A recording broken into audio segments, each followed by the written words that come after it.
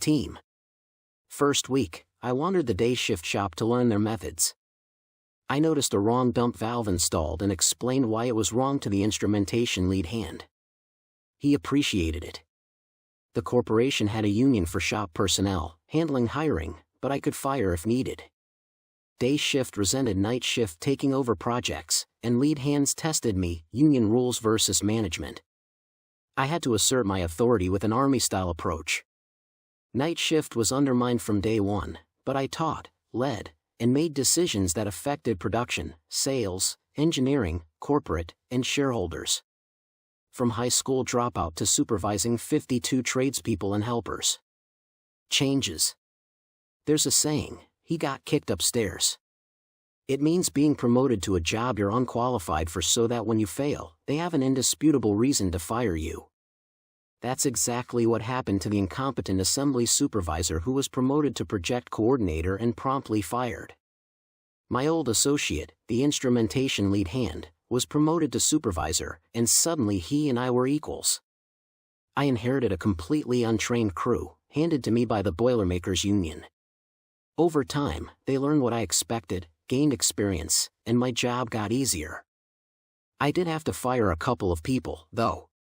One was a sprinkler fitter who'd bullshitted the union, claiming he was a gas fitter.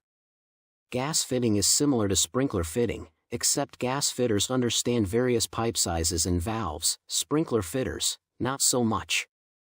I checked his work against the print and found he was using the wrong pipe thickness. Goodbye. Another employee got canned for missing work. I told him, I'm not firing you, you fired yourself by not calling in. Night shift ran from 4 p.m. to 2 a.m., and I was expected to attend early production and safety meetings. For the first time in my career, I had a salary, no overtime, no extra pay, just straight-up salary. Letter of commitment. It was safety that got me thinking about leaving that job. My shift started at 4 p.m., so there was ample time for my crew to show up tipsy or high. I would assemble the crew at the start of the shift and brief them on what needed to be accomplished that night. On one occasion, I asked, "Who didn't bring their brains in tonight?" 3 hands went up. I felt proud that they felt comfortable enough to be honest with me, so I gave them safe, unthinking jobs. But it worried me that some of my crew had been drinking or doing drugs before work. As a supervisor, I was held responsible if someone on my crew got hurt. Corporate had a letter of commitment that they could hide behind, but I could go to jail if an accident was deemed to be from lack of training. So after learning that, I figured it was just a matter of time before I'd be standing before a judge. I documented all safety and job training and kept it on file, but one day I answered a phone call from one of my laborers who said his car had broken down and he couldn't make it in.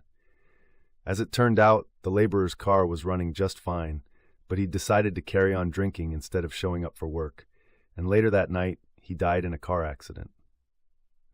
There was a meeting, and the Calgary police attended along with my superiors. I got the feeling that they thought I was responsible for this guy getting killed, that I had forced alcohol down his throat during working hours, then turned him loose to drive home drunk. He died around 2 a.m. I didn't know that all phone calls, at least all night shift phone calls, were recorded, and that fact alone probably kept me out of court and perhaps jail. So after 2 years on the night shift, I looked for a day shift supervisor job